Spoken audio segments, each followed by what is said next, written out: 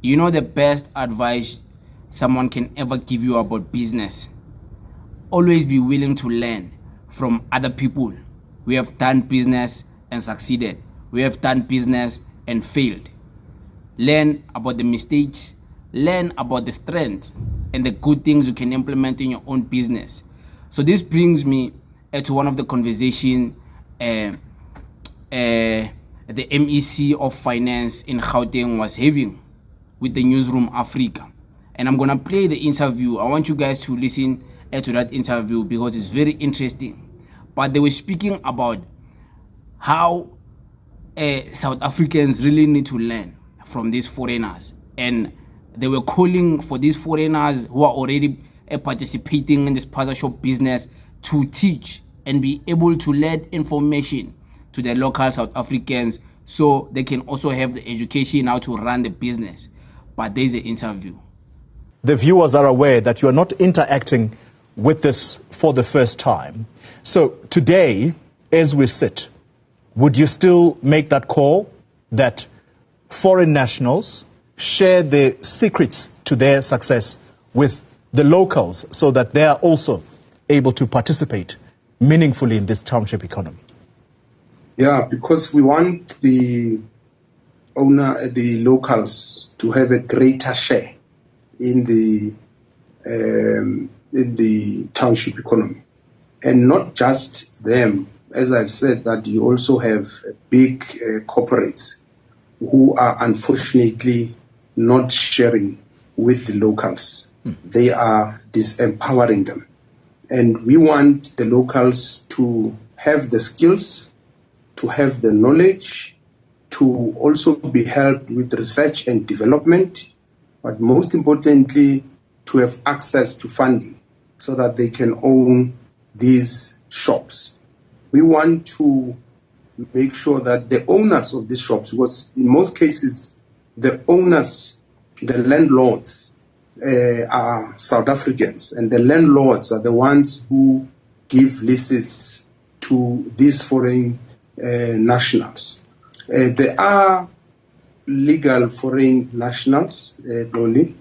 They are illegal, and those and this matter, it's a bit complex. I explained earlier on in the press conference. Yeah. Because you were asked a question: why don't you outlaw the ownership by foreign nationals? And I said, there is a law already. If you look at the Immigration Act, which says that if you are a foreign national, you are allowed to own a business in South Africa under certain circumstances. And one of those is that if you are investing at least 5 million. Yeah. Are these foreign national Spaza shops investing 5 million? I certainly don't think so.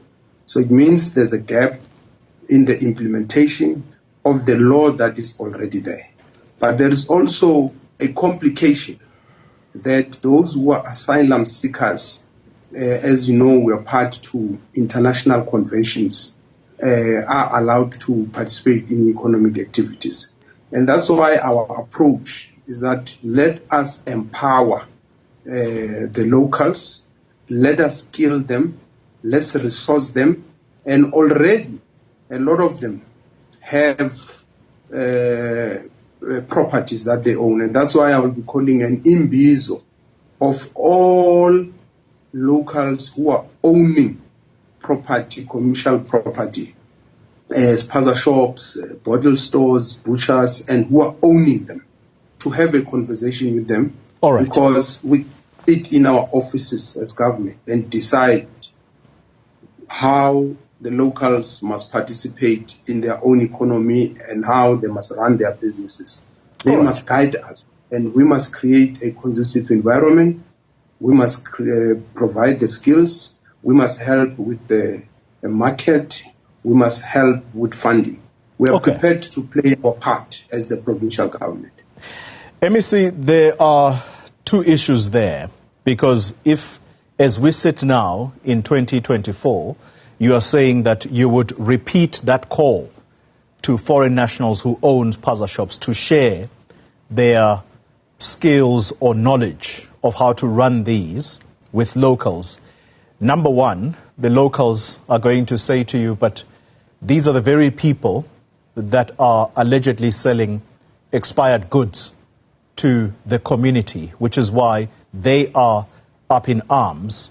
But second of all, MEC, the ownership of these Spaza shops, as you correctly put it, it may not necessarily be in the hands of the very people that run them, because they lease these from people who own property.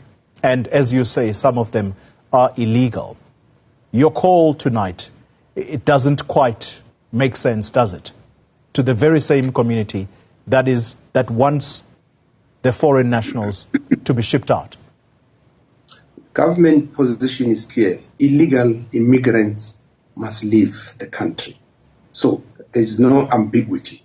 If you are illegal, you must leave the country. That's one. But two, I don't think we should be allergic to knowledge. And knowledge must not have a nationality of a person. If people are saying, we've got knowledge, we want to share with you, why would we say no? But thirdly, the locals are owning, their property owners, the title deeds are in their names. So these are their properties. And we want them to optimize these properties. And we are not saying, asking for help from those who can help because they are legal, but also because they are skilled and knowledgeable, and they also understand that as government, we must put the economic interests of our people first. We are not saying we are dependent on that. And that's why I'm saying to you, our strategy is to ensure that those who own these properties, we help them with the skills, with the resources, and everything else that they need to be able to reclaim and dominate these spaces. And I don't know where you're getting at, Tolly. I know you like being controversial. You've got BMW in South Africa. It's not South African. There at Roslyn. You've got Toyota, you've got all that. You've never questioned their ownership anyway. And they are in the country. And they are trading. And no one is raising an issue about them. And I'm not saying you should. So I'm just saying to you, simply because you enjoy driving a BMW, you are not asking uncomfortable questions to BMW, and you are not asking them to transform and empower people, which we are already asking them, if you ask me. We are not just asking the small guys, we are even asking the big guys. And when we say the big guys, we also mean the multinationals, that they must help us with the skills, with the knowledge, and including funding.